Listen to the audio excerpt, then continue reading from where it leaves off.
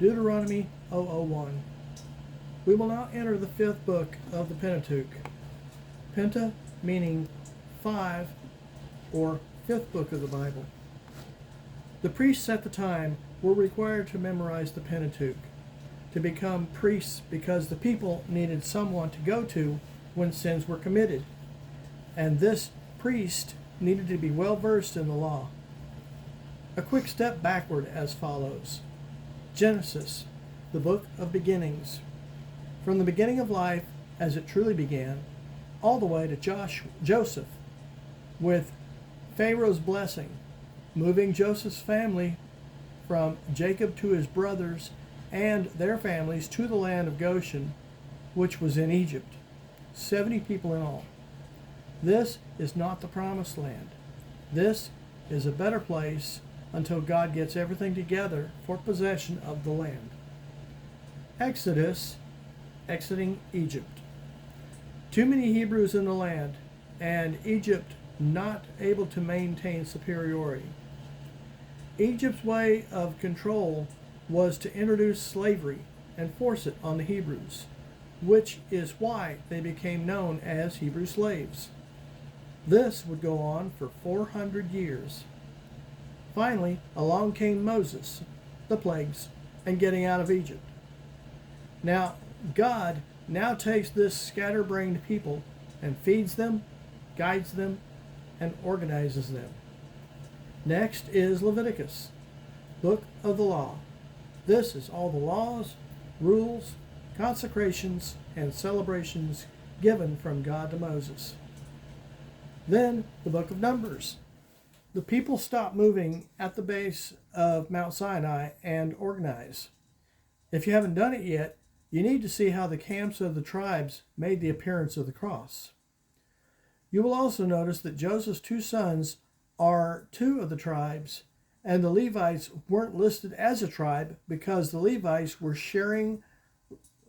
living in the tabernacle area with Moses and Aaron, and they're caring for and carrying the tabernacle as they moved throughout the desert. Moses takes what ended up being 7 trips up the mountain to God to get the 10 Commandments, not once but twice. The people made him so mad he broke the first set. Truth and principle can be neglected. Harvard University is our best proof. It has started out with a Christian foundation. This sliding of Christian values slides off each year. It's like the old rumor experiment. How much is remembered correctly from one person to another? This is the very reason for the book of Deuteronomy. To explain to the next generation what happened and to review the rules, laws, and celebrations and consecrations. Moses gathers the next generation, and lest they forget, remind them. Now we deal with the book of Deuteronomy. They call it the second giving of the law. I say it was Moses telling the next generation what the previous generation had done and why they are being left to die, quite literally. Everyone but Joshua, Caleb, and Moses are passed on. Actually, Moses didn't go through because of what he did by beating the rock he was only supposed to talk to. In my mind, no one is dead. They just leave their earthly bodies behind, like getting out of a dead car. The book of Deuteronomy takes place in a month. Review, requirements, and readiness for the future. What God had done, is doing, and will do. The Horeb mountain range is where Mount Sinai is located. Moses now gathers everyone and explains to them the boundaries of the territory they're supposed to occupy. So far, 30,000 of 300,000 square feet. Paul said Christ has given great blessings, but like Moses, have you actually taken advantage of it all? Or just enough to be comfortable? In other words, are you knee-deep, waist-deep, or swimming in God's blessings? Moses took the heads of the tribes of their selection and made them leaders of the people. We will refer to them as police, mayors, senators, etc. Running God's plan is not a one-man show. It would seem from verse 01 to 34, the people explained how they were afraid of moving forward. This is where the 70 men come from. Manage your life by what's important, rather than what's urgent. These 70 will be your judges. If too hard, bring it to me. Is still too tricky? I, Moses, will take it to God. Moses is speaking to the next generation, but talking to what is left of the previous generation. When he says you, he is actually talking about the older generation. Moses sent out spies to survey the land. I say survey because you're not to pay attention to the inhabitants of the land. It needs to be said here that this taking some time, as in 02:14, which states they spent 38 years from Kadesh to crossing the Zered Valley. Out of 12, only 2, Joshua and Caleb, didn't look at who inhabited the land. Joshua and Caleb brought back a huge cluster of grapes for bragging rights. If you feel we are going through the book of Numbers again, I did say review. Majority wins when God is the majority. Joshua will lead you into the land. Moses is 120 years old and finished with his journey.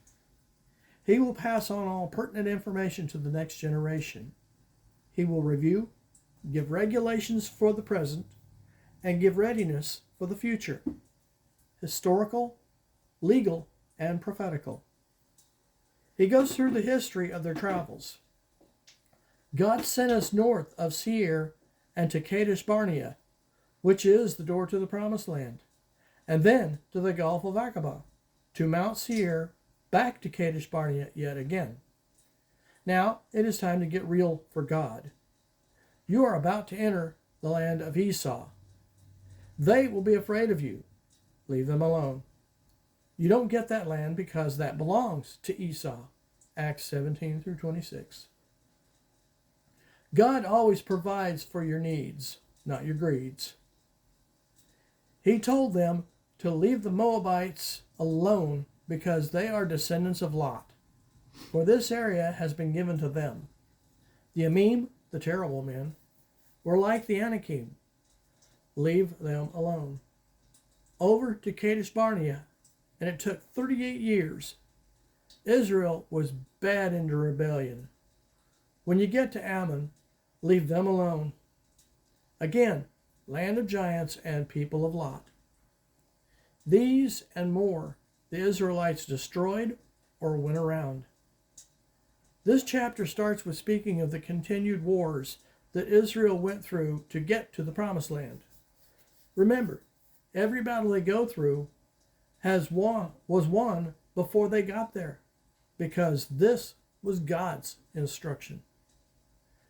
Emotion out of control can be the better of you and mess up your submission to God.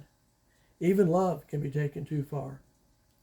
Moses misrepresented God when he beat the rock. For when all God said was talk to the rock, Moses said, "Shall we?" when Moses didn't deserve any credit for the rock, for the water from the rock. Baal Peor, Baal means Lord, Master, or Ruler, most often used in deity. Peor is a mountain east of the Jordan River in Moab. In Moab, Baal of Peor was Lord of Peor. The children of Israelites were en route to take the land that God had promised. The Moabite king, Balak, son of Zippor, saw trouble coming. He sent word to Balaam. Balak wants Balaam to curse the Israelites, and he couldn't do it. For more on this, see my video on the talking donkey. If you don't do what God says, it doesn't go well. You can't go wrong to God. You can't go to God and complain about things going wrong. God will have one thing to say. What can I tell you? Mount Sinai is great, but Calvary is better. The covenant had its purpose, its history. The first commandment has to do with worshiping the true and only God. The second commandment has to do with not worshiping God as if he were God with a little g, not as the other gods that do exist. If this were not so, there would be no reason for commandment number 1. This was not said about made-up gods. There is no idol you could make or picture. You could paint to represent the power of God. A lot of chapters from chapter 2 out were about their conquerings and plunderings. Since these were covered in the previous books, especially Exodus, so I won't spend any time here. Next, we will take care of Deuteronomy 002.